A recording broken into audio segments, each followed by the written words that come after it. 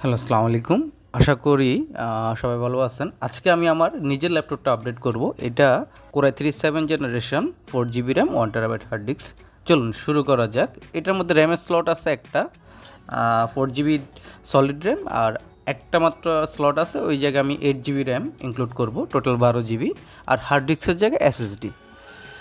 এটাতে M.2 বা NVMe slot নাই, আমি SATA SSDটাই আপডেট করব। চলুন শুরু করা যাক।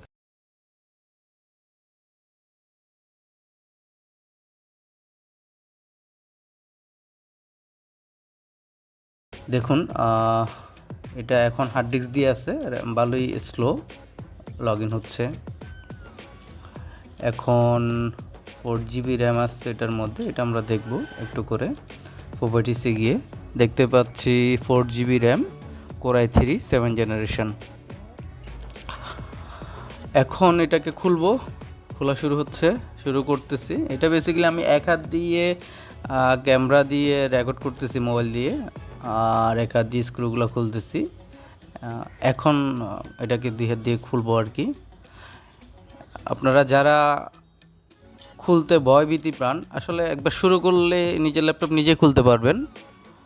এই আমার আসলে ক্যামেরা ধরার জন্য কেউ নাই, আমি আপনার কেসিংটা খুলছি।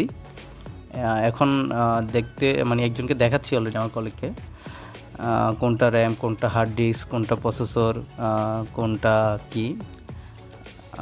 এখন আপনারাও দেখতে পাবেন, এখানে হার্ড ডিস্ক দেখা যাচ্ছে, ব্যাটারি দেখা যাচ্ছে। তো হার্ড ডিস্কটা বেসিক্যালি আমি চেঞ্জ করব। আর এই যে এখন যেটা দেখতে পাচ্ছেন র্যামের স্লট, এখানে একটা মাত্র র্যামের স্লট খালি আছে। এই জায়গায় আমি আপনার 8 GB একটা র্যাম ইনক্লুড করব। হ্যাঁ, এডিটের কারণে দেখতে পাচ্ছেন অলরেডি SSD ইনক্লুড করে ফেলছি হার্ড ডিস্কের জায়গায়। তারপরে এটা হচ্ছে 512 GB স্যামসাংয়ের SATA SSD।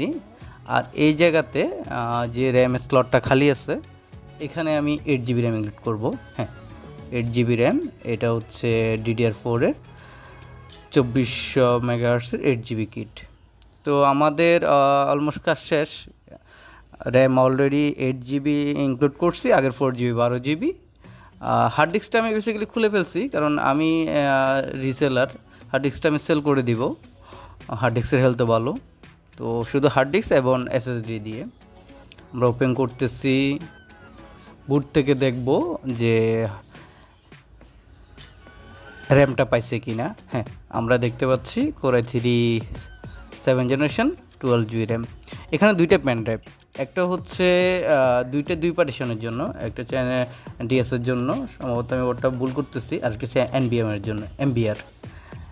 দুই পার্টিশনের। আসলে আমাদের তো লাগে কোনটা কখন কোনটা লাগে। তো পার্টিশন শেষ, উইন্ডোজ স্টার্ট, উইন্ডোজ শেষ হয়ে যাবে, কারণ SSD খুব ভালোই ফাস্ট।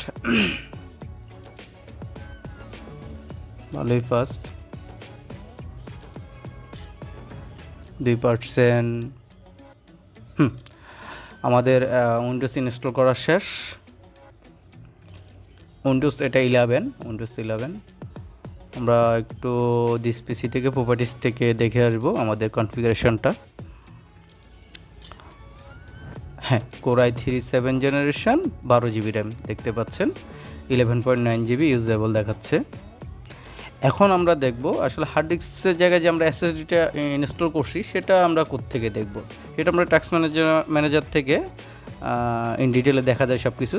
এই যে দেখুন, এটা মেমোরি, CPU মেমোরি, এরপরে হচ্ছে যে কি ডিস্কের জায়গায় যদি হার্ড ডিস্ক থাকে তাহলে HDD লেখা উঠবে, আর যদি SSD থাকে SSD লেখা উঠবে। এই যে আমার SSD, এটা স্যামসাংয়ের 512 GB। থ্যাংক ইউ দেখার জন্য।